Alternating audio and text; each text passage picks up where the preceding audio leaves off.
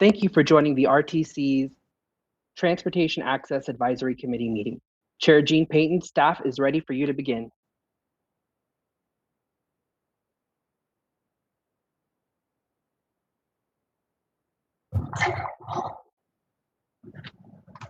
Oh gosh. Oh gosh. Oh gosh. We can hear you, Jean. Okay, thank you. This is welcome to the May 27, 2020 meeting of the Transportation Access Advisory Committee. And I'm glad to see you all after a break of a couple of months. To begin, we're going to have,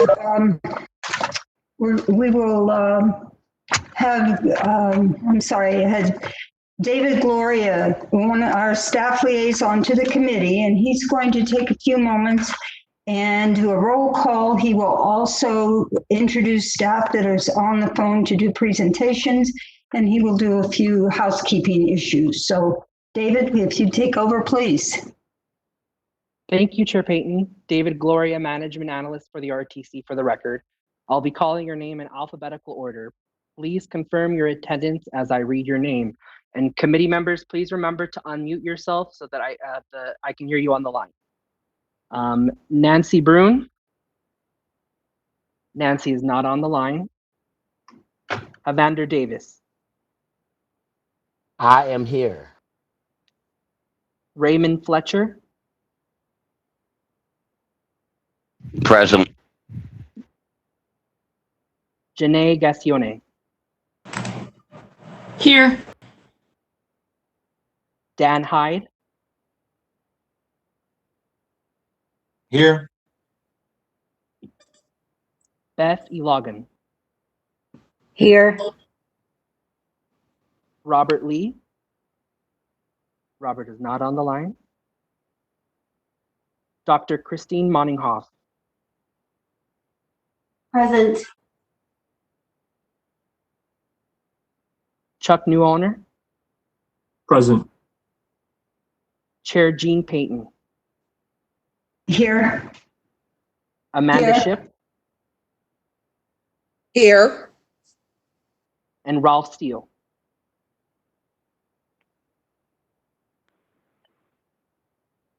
Ralph, are you on the line?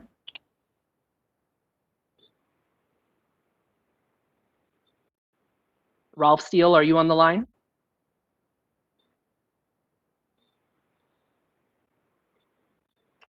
Okay, moving on. I do see him on the line, but we do not hear him. Thank you, committee members. I would like to mention, thank you all.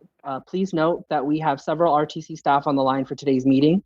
This includes Mr. Francis is not on the line. Mr. Dan Howland, Director of Paratransit and Specialized Services.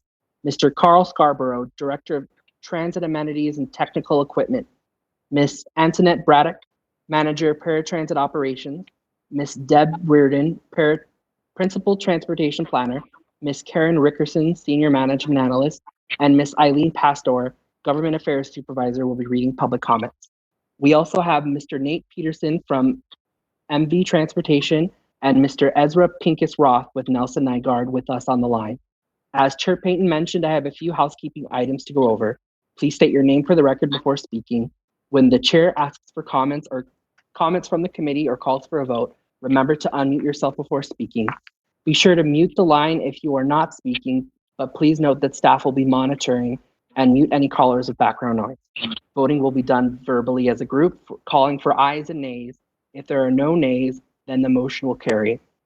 If there are nays, then a roll call vote will be required. In the event of a roll call vote, please wait for your name to be read to provide your vote.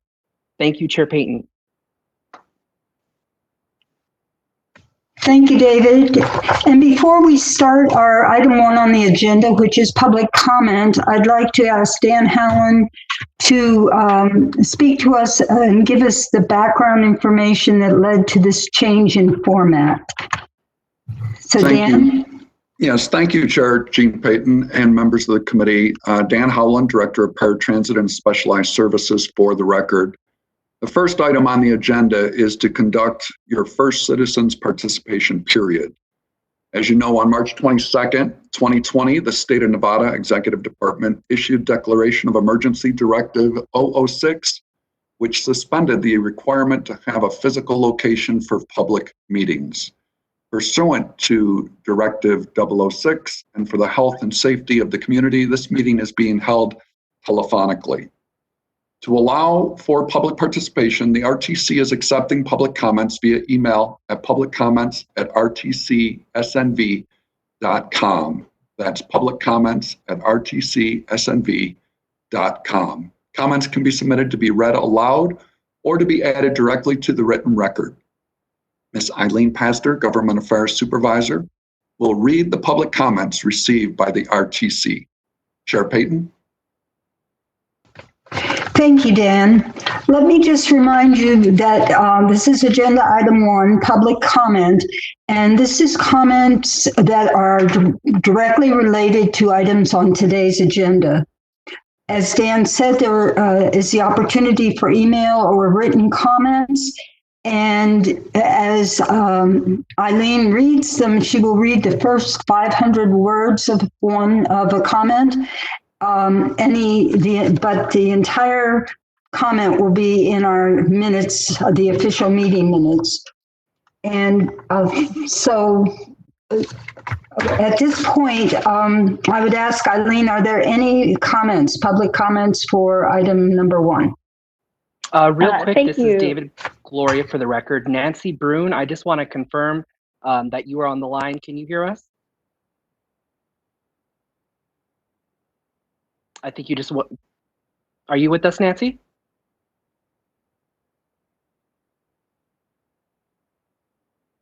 Nancy Brune, I do see you on the line. You just went back on mute. I just want to confirm for the record that you are on the line.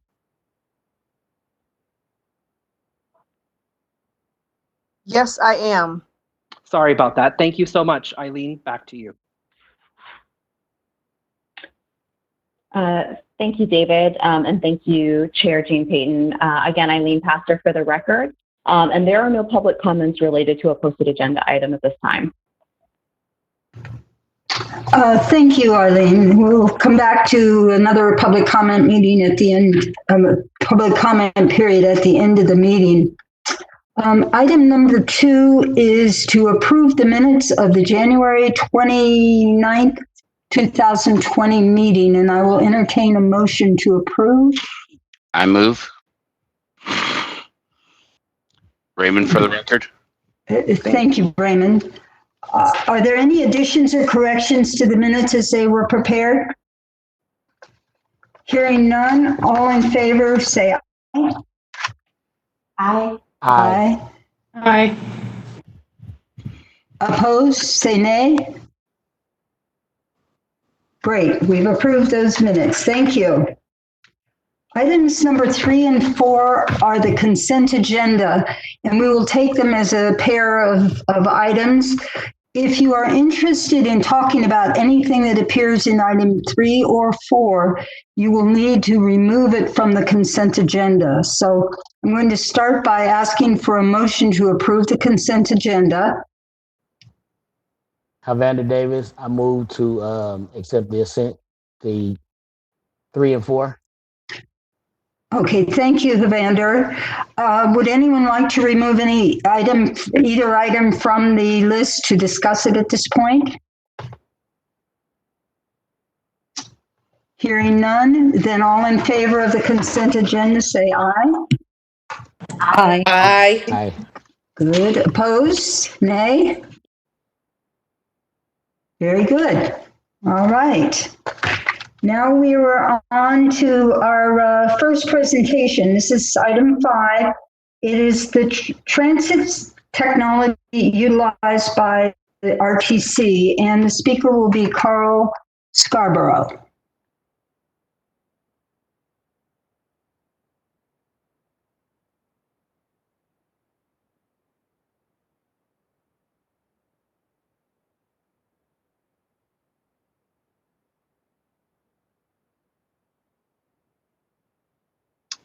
Carl, you're on mute.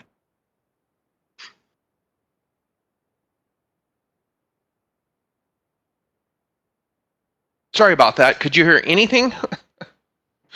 No, we did could not. not, Carl. Okay. Hi. Thank you, Chairwoman Payton. Carl Scarborough, Director of Transit Amenities and Technical Equipment for the record. We're working on a few technology initiatives at the RTC, and we just wanted to give you a quick presentation on some of these initiatives and what we're looking at. We could go to the next slide. So there's a lot of new and improved developments that have come out over the past few years that we've been tracking. Some of it is upgrades to existing systems. Some of it is new technology. And we're constantly monitoring that. And we have 3 different efforts right now that we are pursuing at the RTC. So if we can go to the next one. Great. So we call this CAD AVL, and it is our computer assisted dispatch / automatic vehicle location system. And it's like a enhanced GPS, almost like a computer on the bus. And we're looking at upgrading to the new system, to a new system. Our current technology is a number of years old, and it's about time to look at refreshing that. Not only does it provide GPS locations of where the bus are, but it comes with a back-end suite of software that can be used for setting up dispatching, for locating coaches, and providing a conduit between the coach and the bus operations center. So using GPS and using the connectivity, we can get real-time locations of the buses, and we can get improved analytics so that we can actually communicate with our customers about where the bus is and where it's going to get to their stop. And that's all automated as a feature. Obviously, that's going to help us with scheduling and setting up driver schedules and routes and planning those not only based on real-time traffic conditions, but on history as well. It will provide, with the developments in software, it's going to create a number of enterprise opportunities for us to look and manage our fleet. It's also going to have a information system for maintenance. So this CAD AVL system on the bus will talk to other components on the bus, fare boxes, radios, engine, and it will transmit real-time information about those conditions. So we can actually see that a bus is starting to get hot and it's running hot and have that information instead of having to wait until we have a breakdown or a driver report an issue. And it also will provide the support for our automatic people counter systems, which are little infrared detectors that are mounted in the doorway of the bus. And if we can go to the next slide, I'll get into that a little bit more. The automated people counter, there's one in every door. And what they do is they project a beam and it counts people as they get on and off the bus. If 2 people get on at the same time, it will count both of them. They're a lot more accurate than some of our older technology, and we're moving in this direction. And also, we're looking to connect this as well. The APC system will actually tell us how many people are on the bus at a given time. They'll tell us how many get on and off at each stop, but having that real-time bus capacity information allows us to remotely monitor the buses and the occupancy and determine when we need another bus, determining what our load factor is on the bus. So that's some real good intelligence that will help us dispatch additional buses. And probably just as important is these ridership numbers is what the FTA uses when they're allocating ridership-based federal funding. So having a good system and having an accurate system is very important for us and our grant revenue. Next slide, please. And the last piece we're looking on is an upgrade to our existing bus surveillance system. All of our buses have a camera system on them that records video. In the event of an accident or emergency or incident, we can go and retrieve that video off the bus when it comes back to our yard via the Wi-Fi network. What we're looking at doing is upgrading that so that we'll have some cellular capability so that in emergency circumstances or very timely circumstances, we can actually pull small clips of video off the bus while it's out on the road. By having that connection, that'll do us a couple of things for us. We already have live look-in on the fixed route side. Now we'll be able to have that, but have it in a format that's easier for law enforcement to use and for our own security teams to use. That live look-in piece is critical because it tells law enforcement what's going on the bus so that they can then decide how to respond appropriately. It will also give us some real-time health monitoring so that when we have a camera go down or the recorder goes down, we'll actually know when it happens instead of having to wait for the bus to come back to the yard. That means we can be waiting for it when the bus comes back. In the case of a complete camera system failure, we could actually bring the bus back early and fix it right away. So the real-time health monitoring is very important. We're going to be doing some things with 360-degree cameras. That'll be one camera that'll have a full circle view, and that's going to allow us to reduce the number of cameras on buses, but have better video coverage. Again, from a maintenance perspective, it reduces the number of assets that we have to maintain, and it's also very important. The nice thing about this is we have received a grant already for this camera project. The federal share was $5.52 million, which brings us up to a total project budget of just about $8 million. We're in the process of finalizing the scope of work on this project, and we'll be going out for competitive bids to determine which system we buy. There are a number of manufacturers that make this equipment with these features. The one shown here on the screen is the safety vision system, which is what we currently have, but in the competitive bidding process, it could be safety vision. It could also very well be somebody else. If we could go to the next slide. And I think that's the end of my presentation. So if anybody has questions, I'm available. Madam Chair, it's Beth. Yes, Beth. Yes, so with this wonderful, plans, when are they going to start? Is there like a frame for this? Yeah, and that's actually a very good question. Because of the financial uncertainty with everything that's going on right now, some of these projects may end up being delayed a little bit. The CAD AVL project is on hold. We're going to reassess that in July. I suspect that one, which is also intended to be federally funded, will be moving forward along with the APC and the camera systems, but we're going to as we start reopening as a community and having more visitors and more people going to work, we'll reassess where we are financially. The grant we've received for the camera system was awarded in November, and we have 24 months to complete that project. So that one actually has a deadline by which it has to be done. All right. Thank you so much. You're very welcome. Are there other questions for Carl? Carl, Raymond Fletcher for the record. Hi, Raymond. Hey, how is this going to integrate with the FAST system? Will it integrate with it? There is a potential for providing some of the bus location telemetry to FAST. There's also the potential that we're looking at in exporting some of the video information to FAST, which will allow them to use the forward view camera to not only look at traffic conditions, but help identify orange cones. So we are in discussions with the FAST team on looking at some of those opportunities.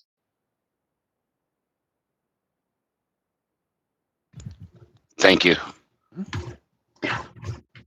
Anyone else with a question or a comment for Carl?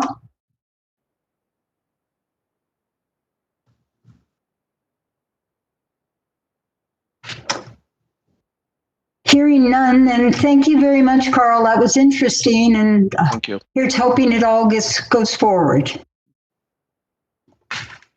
All right, now we are to item number 6, which is a report on programs that are eligible for community mobility funding, and that presentation will be given by Karen Rickerson. Karen? Thank you, Chair Payton. Karen Rickerson, Senior Management Analyst for the record. Good afternoon, and thank you for letting me present the Community Mobility Project Award recommendations for fiscal year 2021. Next slide, please. To be eligible to apply for the Community Mobility Project, also referred to as CMP, a provider must be classified as a nonprofit organization that provides or will provide transportation service for seniors, individuals with disabilities, and/or low-income residents. The CMP program is funded with local dollars, and the total program budget for this year is $426,462. As of February 2020, the current CMP 50/50 match program provided match funding for just over 50,000 client trips at an average cost of about $9.48 per trip. $9.48, that is, per trip.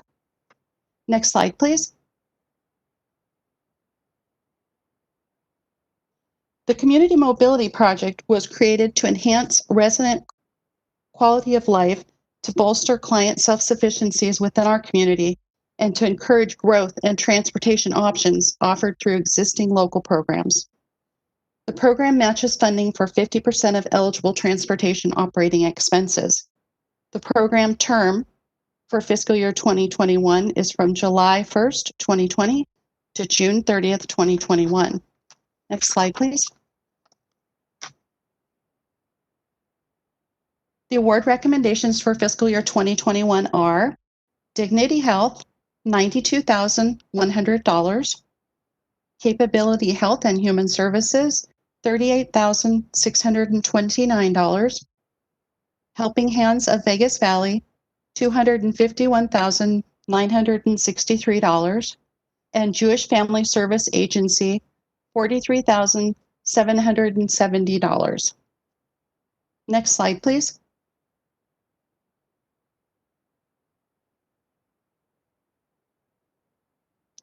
And this concludes my presentation for the fiscal year 2021 CMP Transportation Program. I thank you for your time, and are there any questions? Are there any questions for Karen?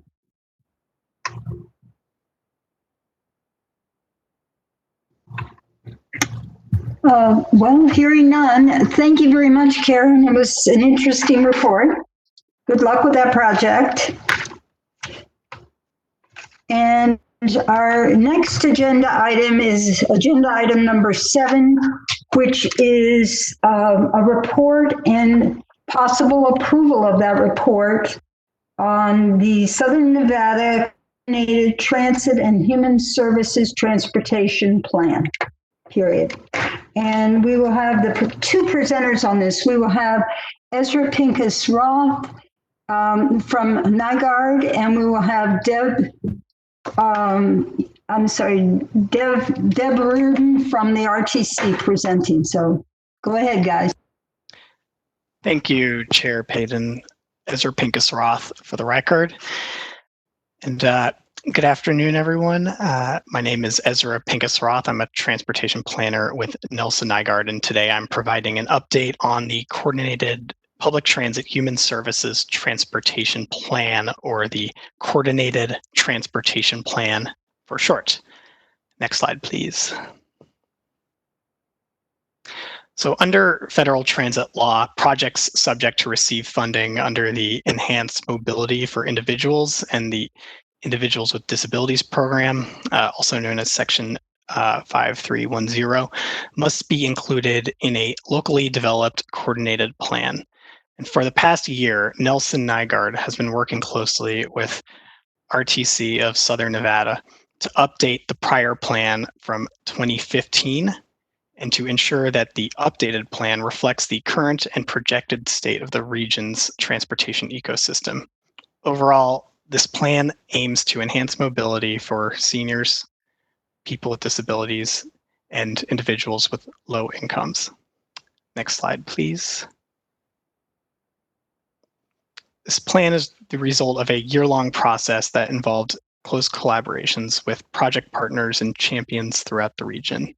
We began with an extensive existing conditions analysis to identify service area gaps and transportation needs, and we created an inventory of existing transportation services throughout the region, including public and nonprofit human services sectors. Together with the Stakeholder Advisory Committee for the plan, which is comprised of public, private, and nonprofit transportation and human services, we developed goals and strategies to address these gaps and to identify opportunities to facilitate the coordination of existing services. We also worked closely with the stakeholders in the committee to prioritize strategies, identify potential funding sources, and highlight organizations volunteering to lead the implementation for those prioritized strategies. Next slide, please. So the key findings I want to present today are distilled from data analysis conducted by the Nelson Nygaard team, as well as information the project team gathered from one-on-one interviews with key stakeholders who serve the target populations of this plan. Again, people with disabilities, low-income individuals, and seniors. So these key findings are at a high level, and more information in detail can be found in the report, which is online. So just real quick, the first set of key findings are related to funding shortfalls, and that a number of factors, including reduced ridership on transit routes serving the Strip, as well as a slow recovery from the Great Recession of 2008-2009, have led to significant funding shortfalls. For example, several years ago, the ADA paratransit service area provided by RTC was reduced to the 3/4 mile buffer from local fixed routes, which is the federally mandated threshold. And constrained finances motivated that decision in part. And it's not just limited to RTC. Other programs funded by other entities, such as the Taxi Assistance Program, have also had to limit their services due to constraints in funds, and with it, program usage has also been reduced. Next slide, please.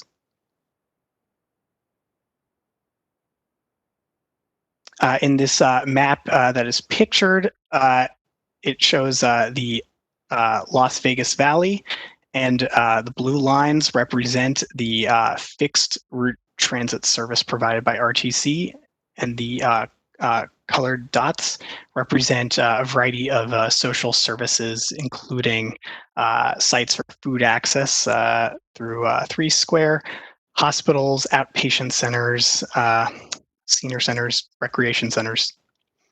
And this is also detailed in the plan. But the finding is that the distribution of these specialized services in the Valley is not uniform. Grocery stores and some social services are only located in some areas, which makes it difficult for everyone to access them. So while there is a concentration of many social services near the intersection of MLK Boulevard and Lake Mead Boulevard, the corridor along North Lamb Boulevard is a location that is lacking for these very services. So there's a disconnect. Next slide, please.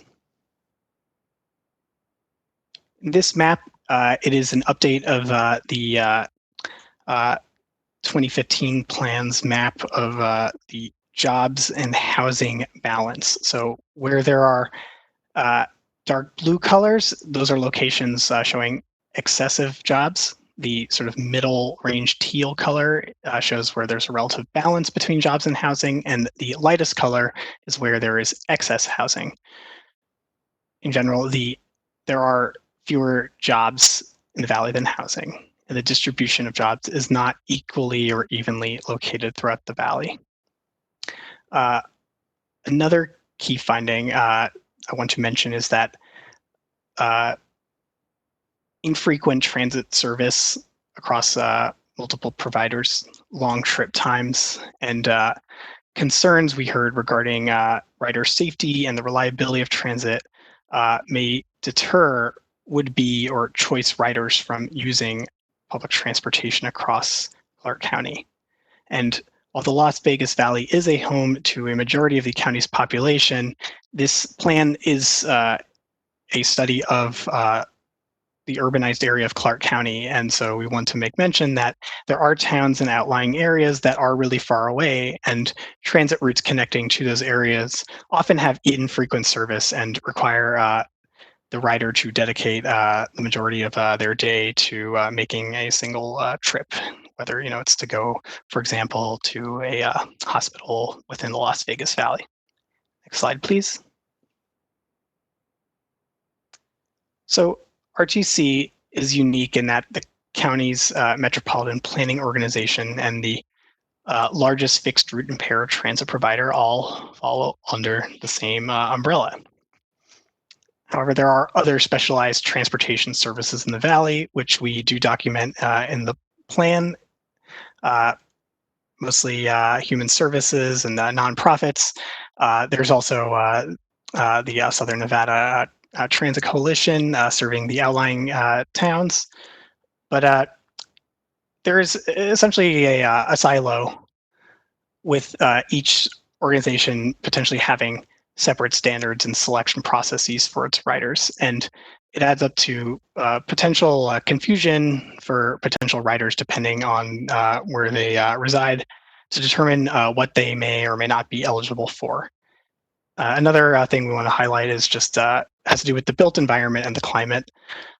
The landscape of the Las Vegas Valley is generally not conducive to walking, especially walking to transit. Sidewalks are not fully present everywhere. There's often a lot of construction throughout the region. Roads are very wide and may take sufficient time to cross. And also in the experience of walking in the heat during the day or the cold at night can potentially be an uncomfortable experience. And also the heat during the day wears down vehicles, particularly tires, something to think about with regards to vehicles covering long distances. Next slide, please. So the challenges identified by the Stakeholder Advisory Committee from our analysis helped to inform a set of goals for this plan.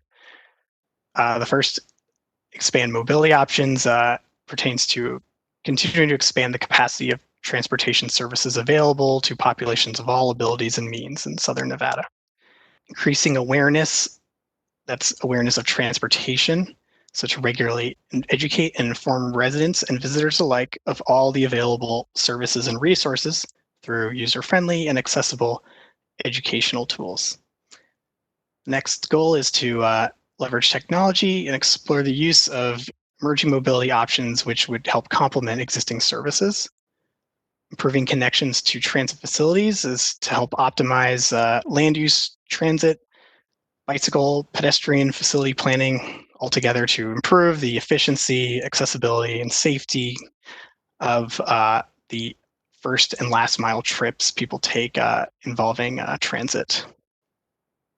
And the last is to expand regional collaboration, so continue expanding on the existing coordination and collaboration that is going on and between nonprofits and government agencies, and make it more widespread or formalized, as some of these upcoming strategy examples will show. Next slide, please. So after getting agreement from our Stakeholder Advisory Committee on goals, we helped develop strategies. In this plan, there are approximately 24 strategies, and I want to encourage everybody here today, as well as your colleagues who may not be on the call, but are interested and committed to these issues, to look through the plan online, to read all these strategies, because there is a lot of useful guidance about how each strategy is defined and implemented. So while there's not necessarily enough time for me to detail every single strategy today, I want to give you the highlights in the form of these top priorities or highest rated strategies, one strategy across each of 6 categories which received the most positive votes from our plan's Stakeholder Advisory Committee. Next slide, please. So in the programs category, that pertains to activities and convenings related to sharing information and facilitating coordinated transportation. The highest scoring out of 7 is a recommendation to establish a formal statewide transit association. We find a key attribute for coordinated transit is simply getting the decision makers and the operators of agencies with similar missions and resources into the same room to talk about these very topics, like reducing duplicative services, coordinating providers on long distance trips, educating agencies and one another about their capabilities and limitations. And thanks to efforts from SNTC, there is already multi-agency coordination and conversations occurring in this region. And the next step is to formally establish this organization of providers and expand to locations close to Clark County, such as Pahrump. Next slide, please. Policy category includes government principles and actions in support of coordinated transportation. And the highest scoring out of the 6 policy strategies in the plan is to integrate transit and compact development into new and redevelopment planning. So a couple of key principles of this concept, transit-oriented and compact development, are that 1, a safe and intuitive journey to the bus stop and experience waiting for the bus may encourage more people to make that choice to ride transit.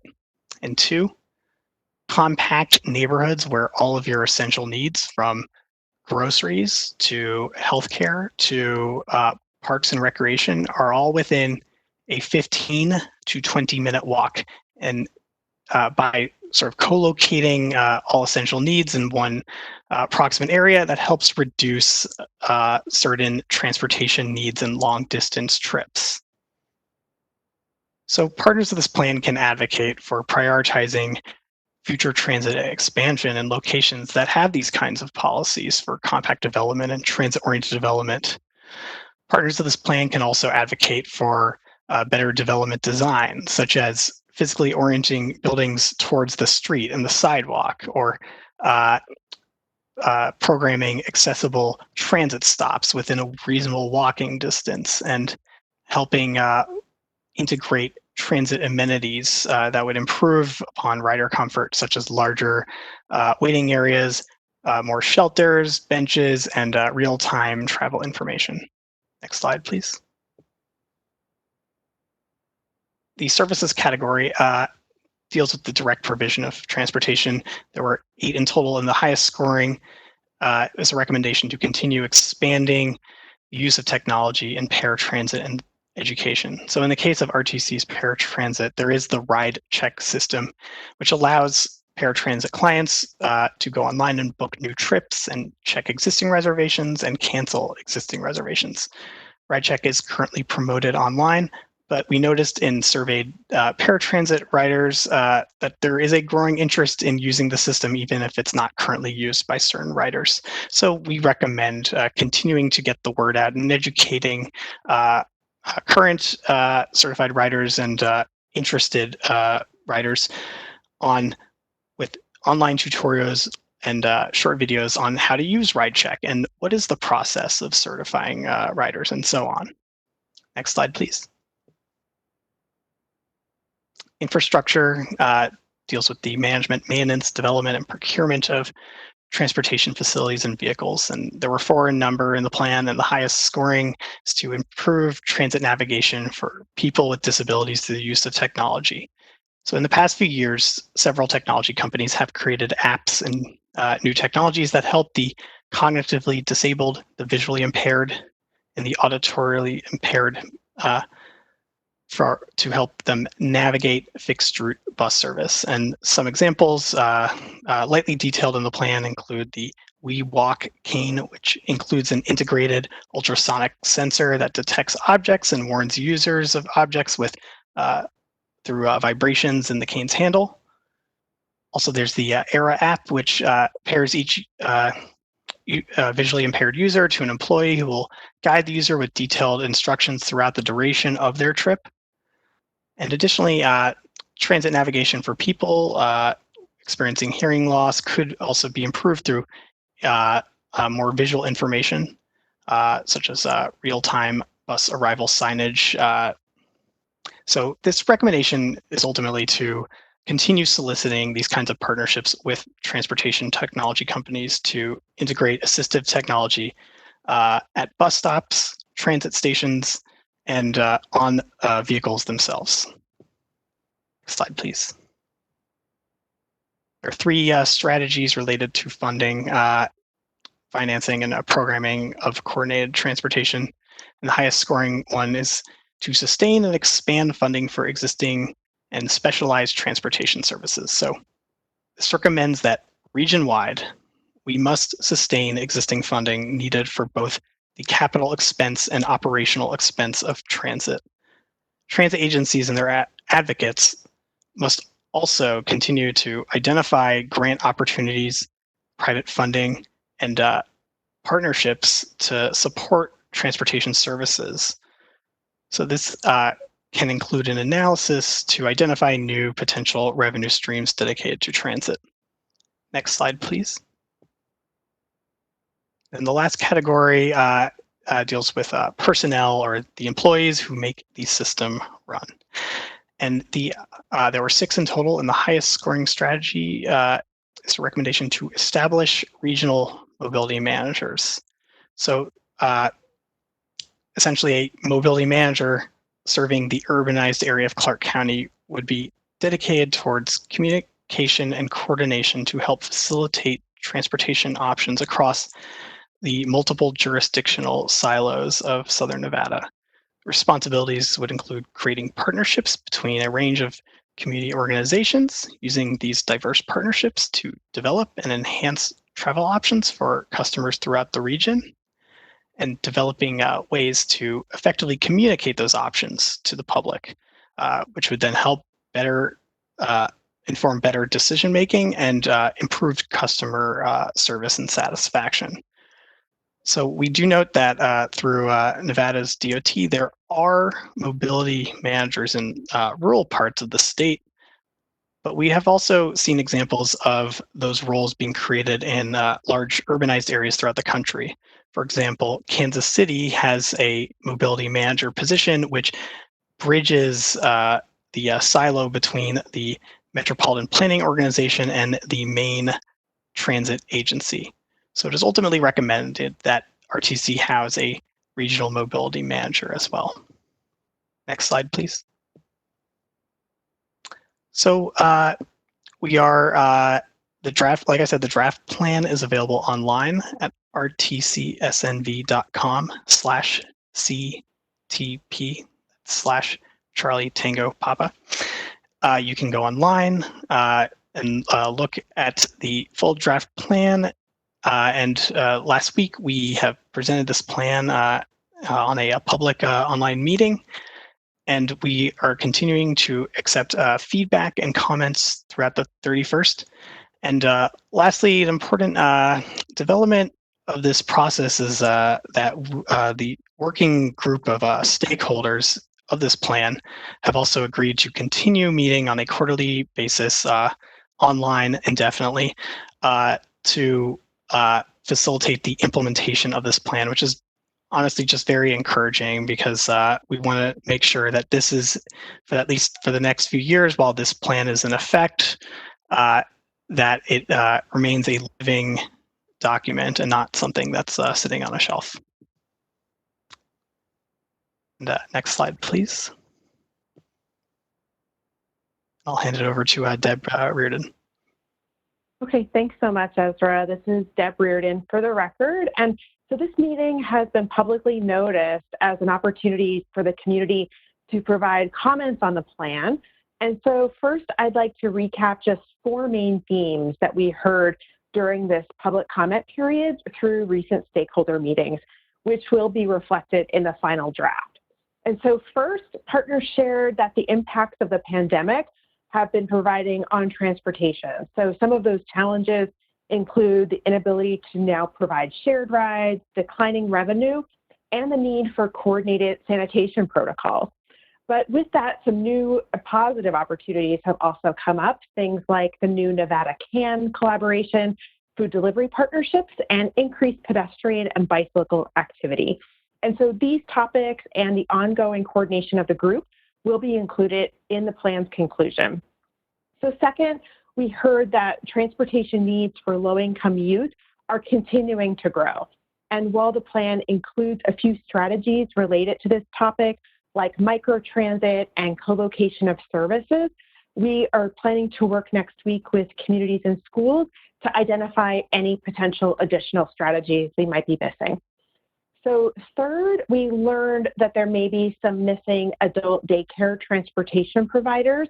So we'll take another look at the inventory and make sure that that's been corrected.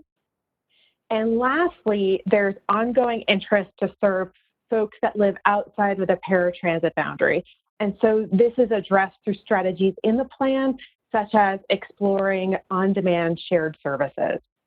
So with these changes, staff recommends approval of the plan. And I would also really like to acknowledge and thank some of the TAAC members that participated in the plan development. Jean, Chuck, Nancy, and Amanda, thank you so much for sharing your time and expertise on this plan. So at this time, we welcome any comments, feedback, or questions from the committee. Thanks so much. Thank you, Ezra and Deb. Were there any comments that came in, Eileen, about this plan? Thank you, Madam Chair. There were no additional comments, just the comments that were mentioned by Deb through the stakeholder meeting. Okay, thank you. Are there any questions for either of the presenters or any comments that you'd like to, any member would like to make? Madam Chair, it's Betty Logan.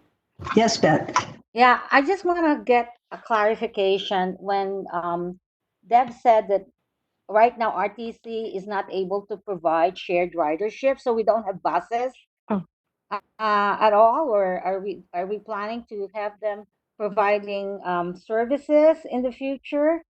And if we are we, what type of strategy are we planning to do or doing to keep the public safe, you know, in terms of sanitation and preventing COVID-19 from spreading? That's it, Madam Chair. Okay. If I can intercede just for a moment, our another of the agenda items is going to cover that information, I believe, for you. If not, we can come back and ask these folks for some clarification. How does that sound? That sounds fine. Thank you, Madam Chair. Okay, you're welcome. Are there any other questions? Yeah, with this is Raymond for the record. With the COVID and the limiting on people's availability to get out and participate, have we considered extending the comment period?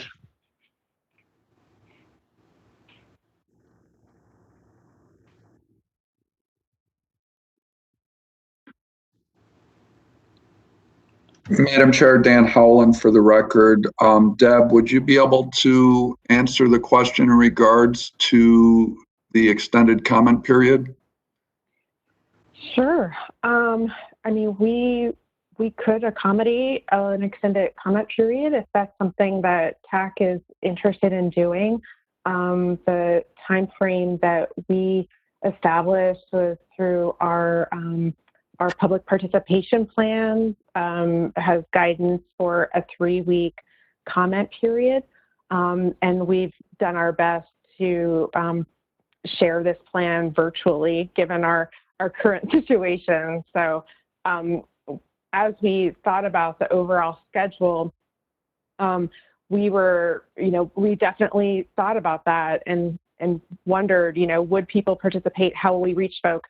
But given that we're uncertain when we can get together again, we went with the shorter time period.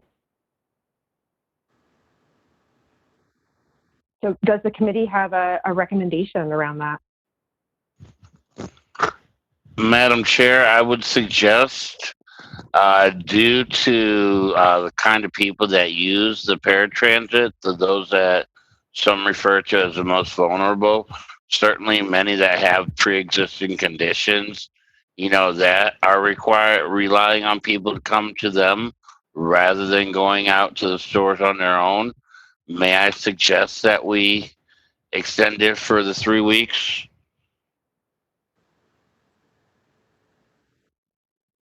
Let me understand. You're asking that this be extended 3 additional weeks, so it would be like the 3rd week in June? Whatever 3 weeks from when the comment period expires would be. Okay, that would be. Go ahead, Deb. Yeah, I just want one other thing. I'll have to just take this back also through contracting, just to make sure this contract will be ending at the end of June. So we need to check that too. And Karen Castro just sent me a message. Karen, are you on the line? Would you like to share anything else?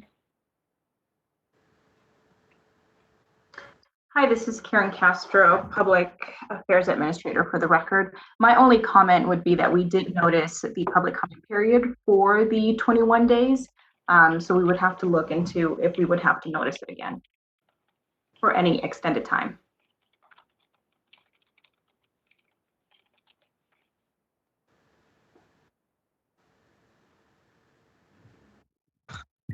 Dan, would I have to revise that motion I made, or is that even a motion, Dan?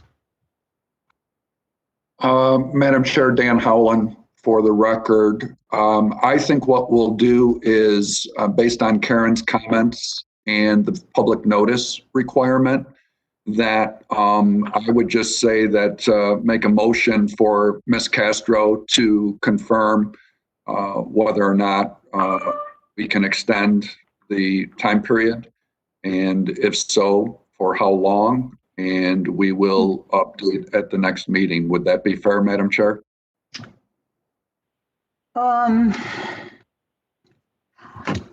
If it's approved, if Karen finds that it can be extended, and for how long, then does that happen? Because we don't meet again until July. Right. Madam Chair, Dan Howland again. We can update everybody on that before the meeting. Mm-hmm. Okay, how does that sound to folks? Would you like to, Raymond, would you like to make a motion to that effect? Thank you, Madam Chair. I would. I'm just trying to the best of my recollection, make sure that everyone that wants to contribute to this process, because as stated, this is going to be a working document. And I want to make sure that before anything is launched, before we begin anything, people that want to have the opportunity to contribute to this plan and any improvements to our community. Okay, so why don't you make a motion and we'll then have discussion and a vote on whether we can, we will ask to extend the comment period. Okay, I make a motion to what Dan said. Okay, Dan, would you repeat what you said so we know what we're going to be voting on? So, Madam Chair, Dan Howland, so the idea would be that, the motion would be that Karen Castro from Government Affairs will look, because the public comment period notice is posted for the 3 weeks, he will look into it and confirm if additional public notice needs to be made and for an extension, and if we can do an extension and for how long, which 3 weeks was requested. And we will confirm that before the next meeting for the TAAC committee. Okay, the motion is on the floor. Are there any questions or comments before I call for a vote?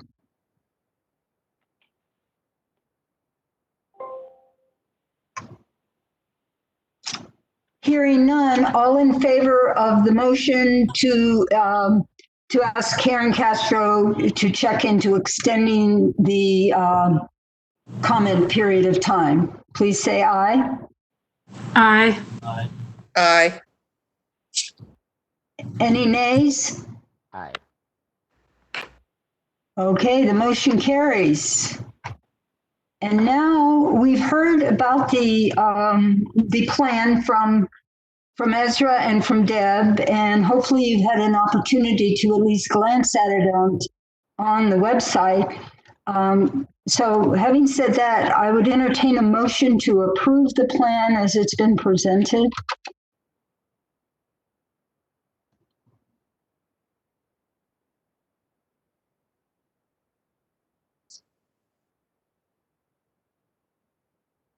Is there anyone willing to move that we approve the plan as it's been presented? Yeah, this is Beth Ilagan. I move that the plan be approved as presented. This is Amanda Shilp, and I second that motion. Okay, good. All in favor of approving the plan as it was presented, please say aye. Aye. Aye. Aye. Any, I got a quick question. okay, go ahead. If we vote to approve, we've already voted for an extension on public comment. How would that work? I'm not sure that it would have a tremendous effect on it. It might change some parts of the plan, but not substantially. I think that substantially the plan is probably good to go. That would be my opinion. I don't know. Dan, what do you think? Madam Chair, Dan Howland. I think Raymond makes a point. There's public comment. The purpose for public comment is to take into consideration what those folks say. So I would have to defer to Deb with respect to the timeline, and Karen Castro with respect to the timeline. Do we need to take this back up? Do we have the ability to take this up at the next TAAC meeting in July?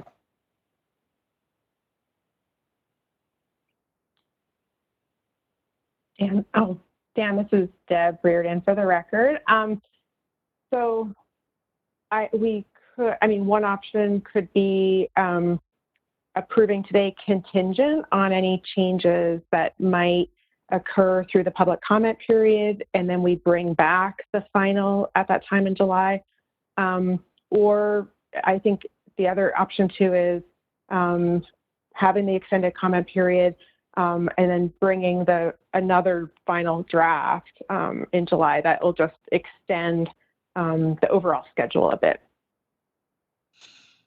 Madam Chair, Dan Howland again for the record. I think both of those are possibilities. It depends on which way you would like to proceed.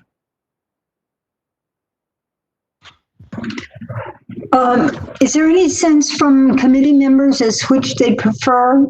Again, one is that we'd approve it now, contingent on changes that come through the community involvement, and then approve then we would review the plan again. And the other is that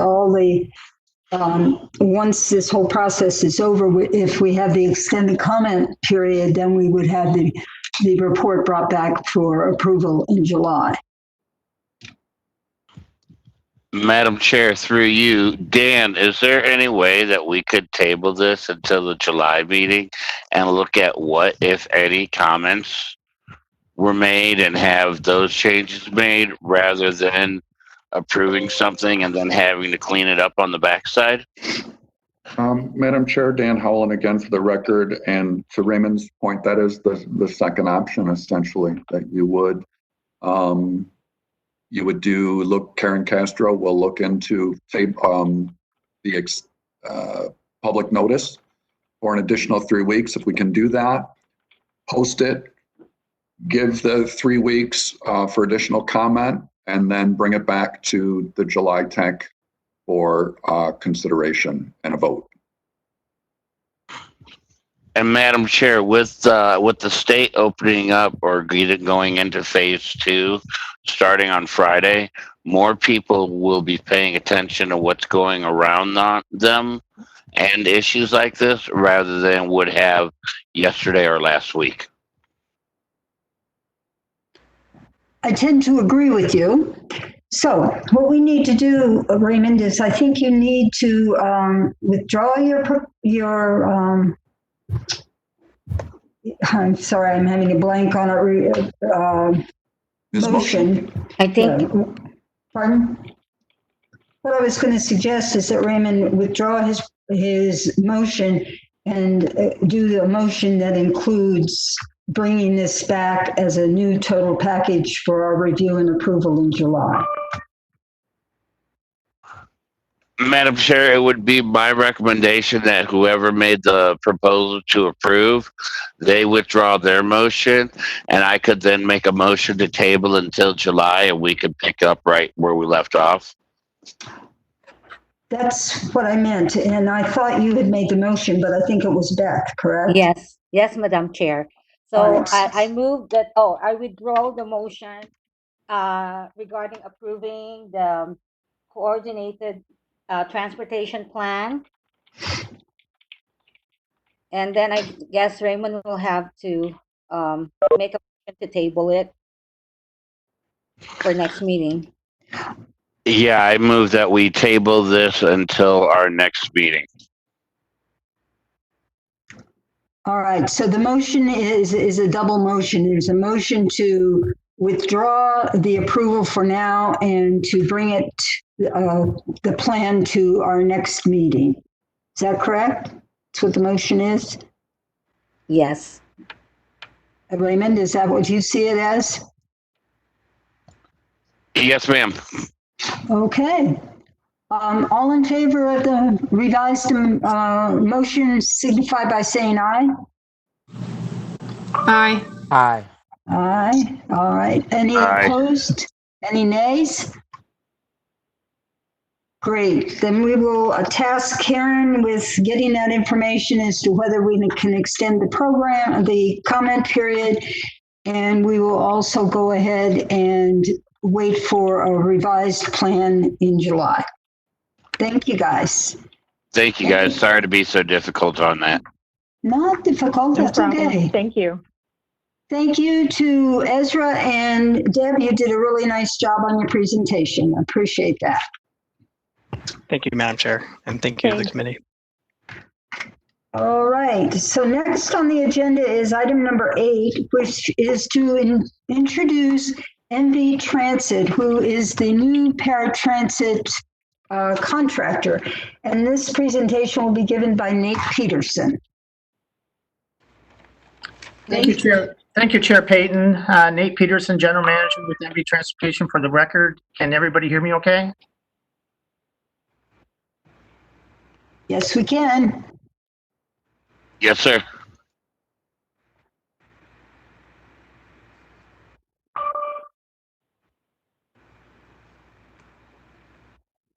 Madam Chair, Dan Howland for the record. Nate, please unmute so we can hear you. Okay, now can you hear me?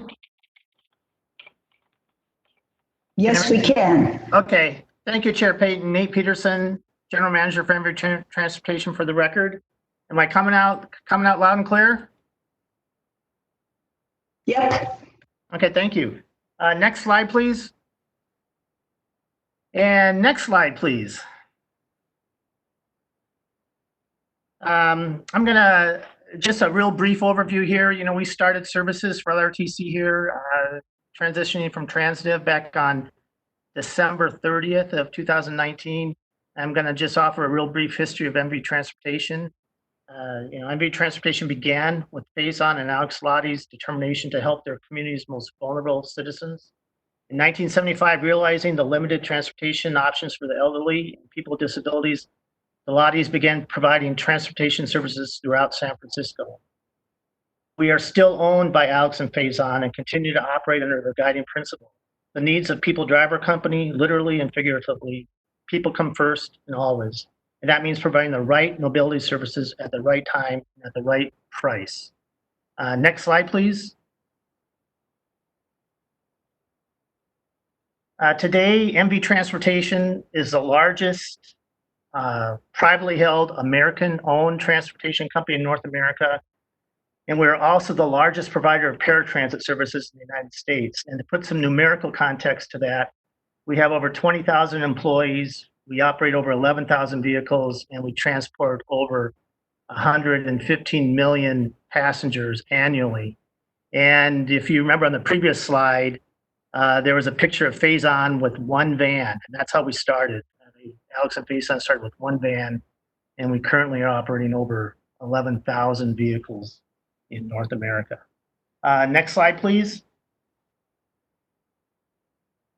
Our mission statement, and I know you can read it, and I just love saying it, so I'm going to read it myself. We deliver innovative transportation solutions that provide freedom, movement, safety, and a customer experience that is second to none.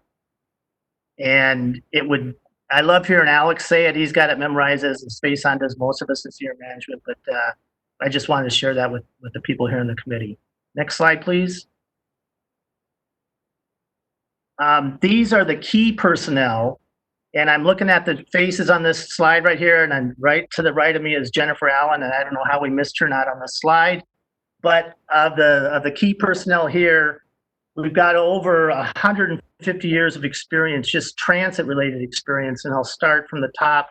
That's Jim Schultzman. He's our Senior Vice President. Jim has over 14 years of transit-related experience, 12 of those years with MV Transportation, and Jim lives here in Las Vegas. Going down, that's me, Nate Peterson. I have over 40 years, 44 actually, kind of hard to believe, in paratransit only. It's the only job I've ever had professionally has been involved in the transportation options for people with disabilities. And I've been 20 years with MV Transportation. Underneath that is Gloria Housey. She's our operations manager, assistant general manager, and Gloria has 15 years of transit-related experience. Moving up to the top right there is Grant Hendrick, our maintenance manager. Grant has 39 years of transit-related experience in all of North America, Canada, some South America locations he's been at. Down below that is our safety and security director, Carolyn Wright. Carolyn has 3 years of transit-related experience.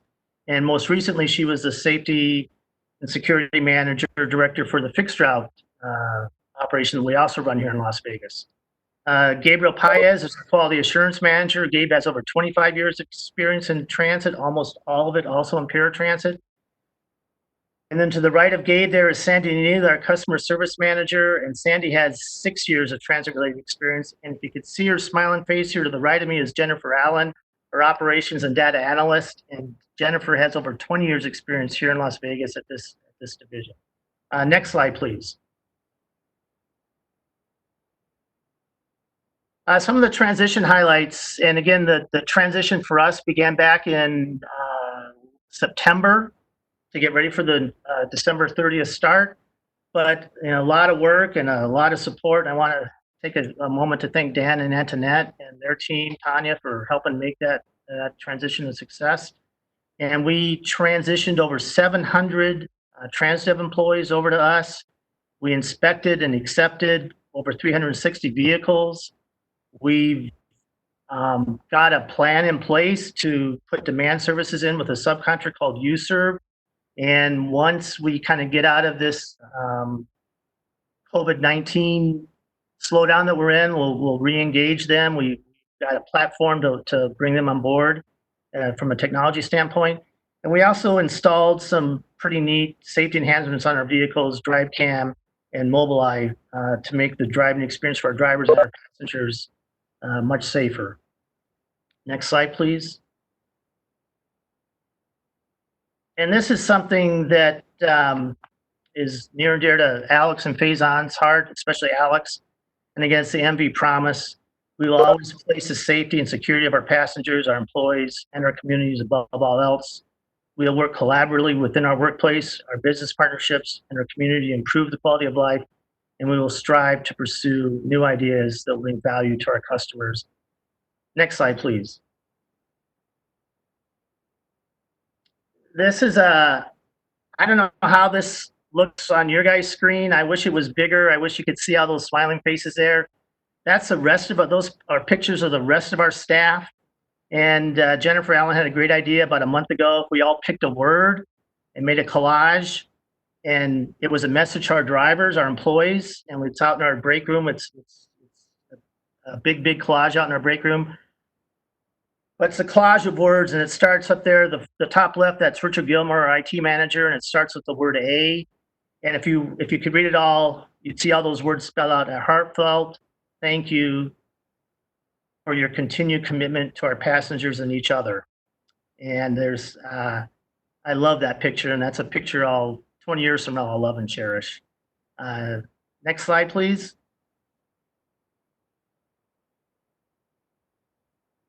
And that's the end of my presentation. So if there's any questions, I'd love to answer them. Thank you, Nate. Are there any questions for Nate about MV Transit and their arrival here? Madam Chair, it's Beth. Yes, Beth. Yes, is this the person who's supposed to answer my previous question regarding what are we doing with regards to, or planning to do with regards to the safety, of our passengers during this pandemic? Madam Chair, Dan Howland for the record.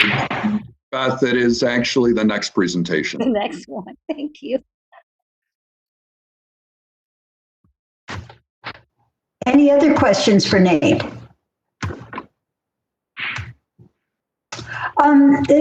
This is Jean Payton for the record, and I do have a question. I was aware that paratransit was really involved in working with 3 Square to deliver food during this pandemic.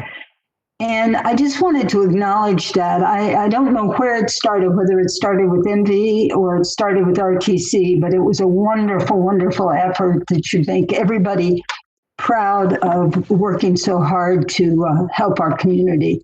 So thank you.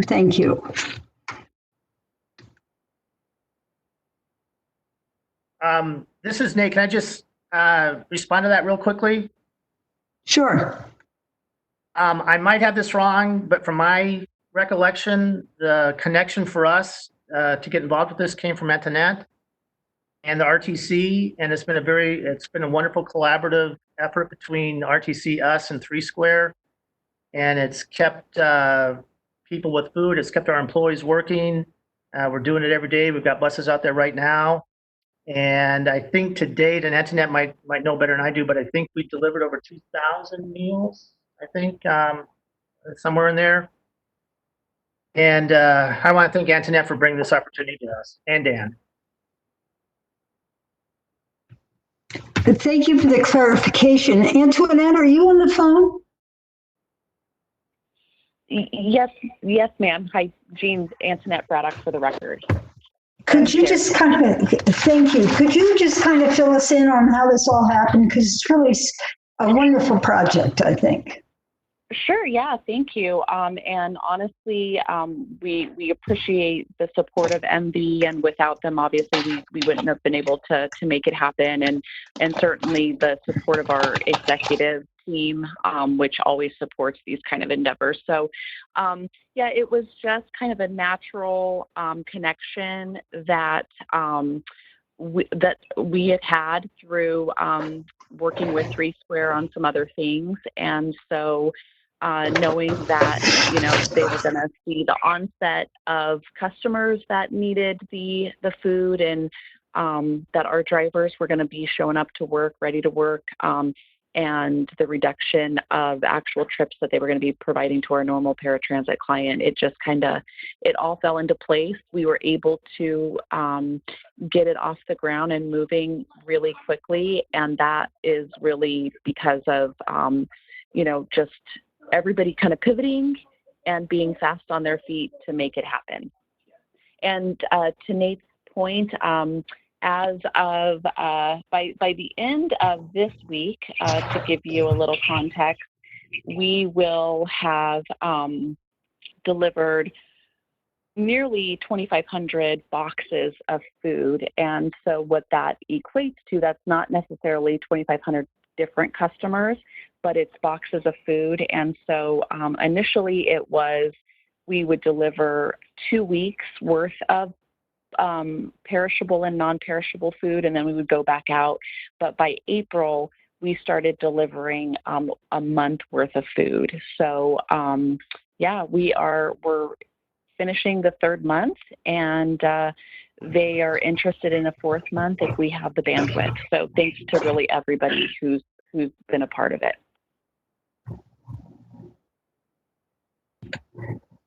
Thank you very much for filling us in on that, Antoinette. It's a great program. Any other questions for Nate or Antoinette?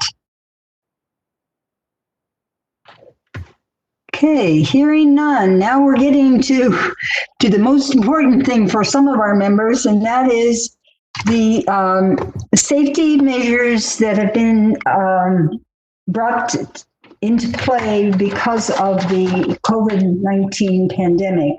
And Dan Howland is going to speak to that.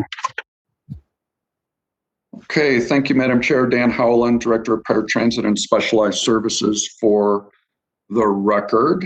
I'd like to provide an update on how we are continuing to respond to the COVID-19 pandemic.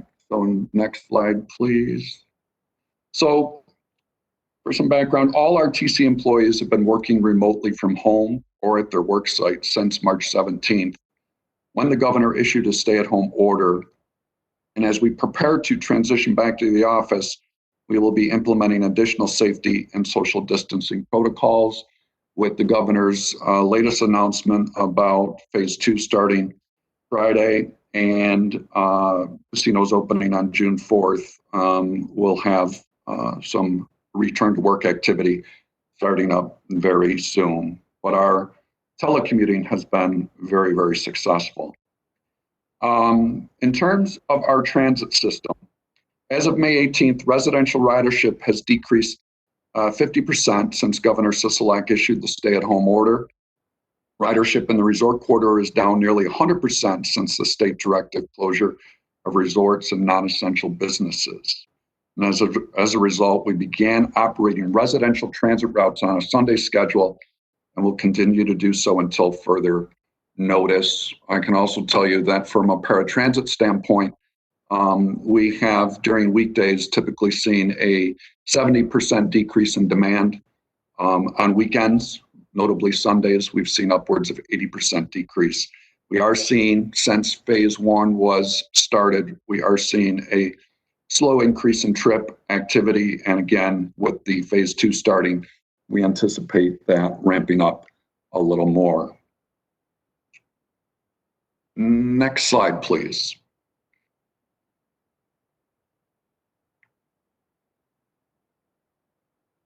So despite these challenges, we have made numerous efforts to keep our community safe.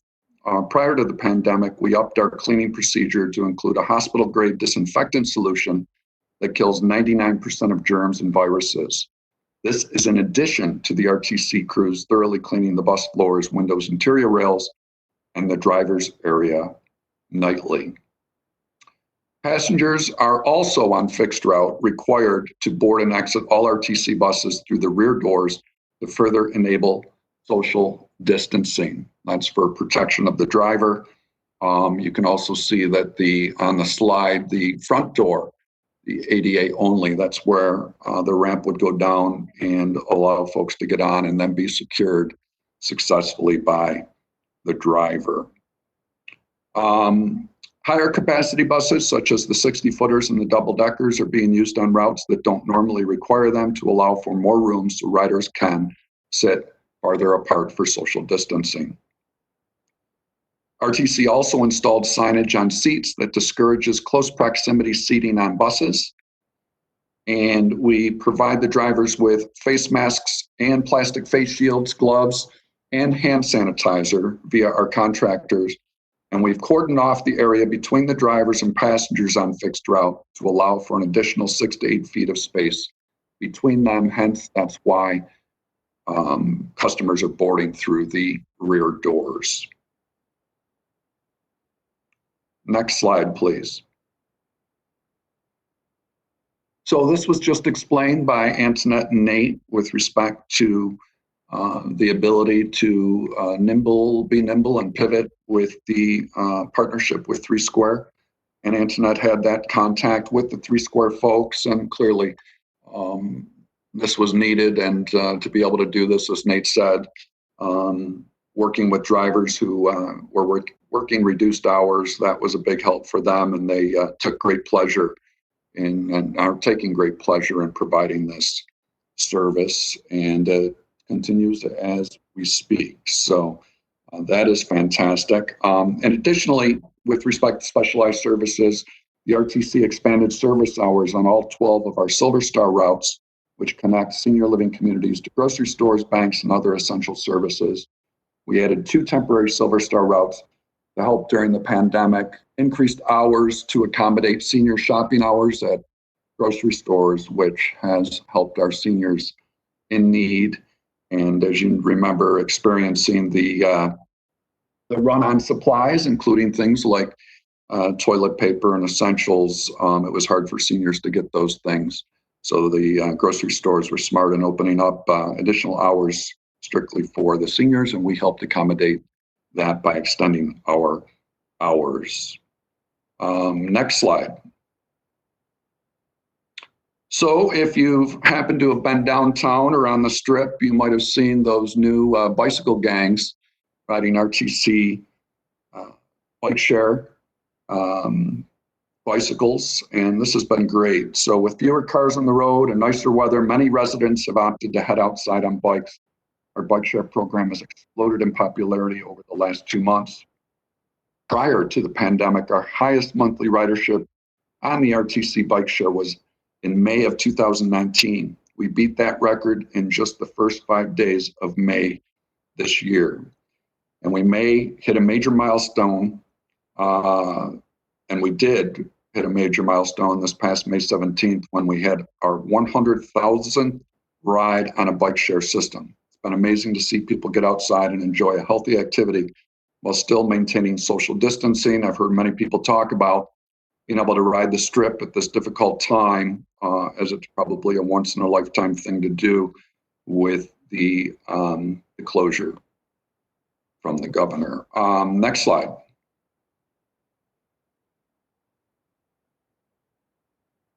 Next slide. And that concludes my presentation. I'd be happy to take any questions from the TAAC committee members. Madam Chair. Yes. Beth, I just have a question for Dan. Are we allowed or do we plan to require ridership, the public, to wear a mask when they aboard any of our shared rides? No, it's a fantastic question. It's something that we have been monitoring very closely and have been working. For one, I can tell you that just to get the personal protective has been an incredible challenge, not only for the RTC, but also for our contractors. And I can tell you right now that there is a healthy supply, and our contractors continue to work on a continuous supply of face masks. And the RTC also had plastic face shields made that have been distributed to all the drivers as well, covering the entire face. But to answer your question in regards to making it mandatory, right now, the RTC and our contractors, it's strongly recommended and encouraged that the drivers wear masks. And it also, from the standpoint of the public, we have signage on all the buses and on our website encouraging customers to do the same, wear a face covering, whether it be a mask, whether it be a cotton face covering, cloth face covering, but to do their part as well. But it is not, to your question, it is not mandatory. We are following CDC recommendations that strongly encourage it. Now, of course, that could change as this is a very fluid situation, but that right now is the position that the RTC and our contractors are taking. Thank you, Dan. You're welcome. Other questions for Dan? Dan, Raymond Fletcher for the record. I was watching the budget at the RTC meeting. How much longer are you going to wait till phase 3 or any other additional phases before you start implementing revenue fare charges again? That's a great question, Raymond. The RTC is working feverishly on that. Obviously, what I discussed earlier in the presentation, efforts for driver safety, et cetera, were put into place. And to Raymond's point, as a result of cordoning off about 8 to 10 feet on the fixed route buses, fare, we haven't said we're not collecting fare but it's been much more difficult for customers to get on the bus and pay their fare. And so efforts are underway to provide safety measures that are currently being developed and designed. And I would anticipate, Raymond, within the next few weeks, we will be able to implement that and make it so that it is much easier for the customers to pay their fare and board the buses. Does that answer your question? It does, yes. I just have a suggestion and a follow-up question. Okay. The suggestion would be, and I know on the fixed route it's much more difficult to pay the fare, but those that are able to, once people ramp up and return to work, maybe somehow we can figure out a coupon program for those that are still laid off or furloughed and waiting to get called back. Maybe they could present a letter or something to customer service and get like a 15 or whatever day pass so they could still tend to their needs while they're waiting to get called back to work. Yes, it's a very good suggestion, and it is noted, and we'll pass it on. And then my last question is, how long do you anticipate being on Sunday service? Do you need to see more of a ramp up in later phases? Is this something, Sunday service, you anticipate going throughout the summer? What is your view on that one, sir? Well, it's the reality of the situation. As I said, residential regular service off strip is down 50%. RTC moved to a Sunday schedule, and it's being evaluated all the time. With phase 2, we'll obviously have our finger on the pulse of what's going on to make sure that we're able to accommodate demand and shift nimbly as needed. But right now, for the foreseeable future, people are concerned about riding public transit, and understandably so, and we're doing everything we possibly can to make it safe. And so to answer your question, I wish we had a crystal ball, but we are just going to be watching it closely and respond accordingly and just do our best to provide safe public transportation. And we will make changes as necessary. So, it's going to take a little bit for things to get back on track. Thank you for answering my questions. And I must say, Dan, the agency has been doing a phenomenal job addressing the needs of the community at the same time as they're trying to watch their budget. So thank you all for all your hard work that you put forth during this pandemic. It is truly noted and appreciated. Thank you, Raymond. Yes, thank you. And at this point, it is 3:00. So our rules say that we need to close our meeting at 3:00, but we still need to do the last session of public comment. So I would entertain a motion to extend the meeting for 5 minutes. Do I have a motion to do that? So move. Thank you, Raymond. All in favor? Aye. Aye. Aye. Aye. Aye. Thank you. All right. Dan, thank you so much for your presentation.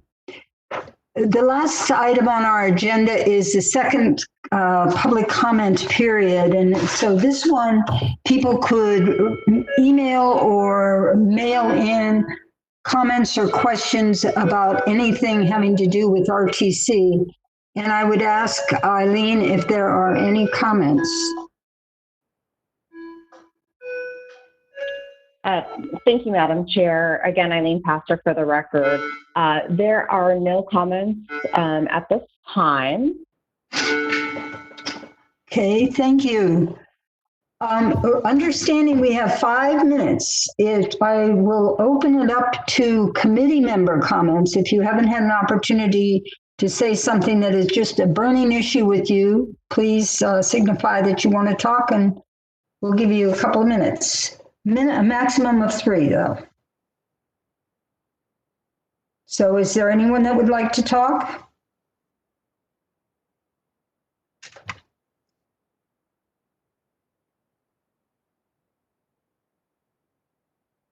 right, hearing none, I will entertain a motion to adjourn.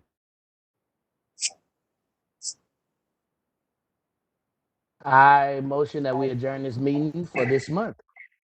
Very good. That was Have a good Havander, day. I believe. Thank you. And so before I adjourn, thank you all for coming today. It was an experience for all of us being on this virtual meeting, but thank you. And hopefully we'll see you in person in July. Madam Chair, Yes. this is David Gloria for the record. I just wanted to confirm, Ralph Steele, are you still on the line? I know that you had jumped off earlier, but I just wanted to confirm for the record that you are on the line. Number 832, is that Ralph Steele?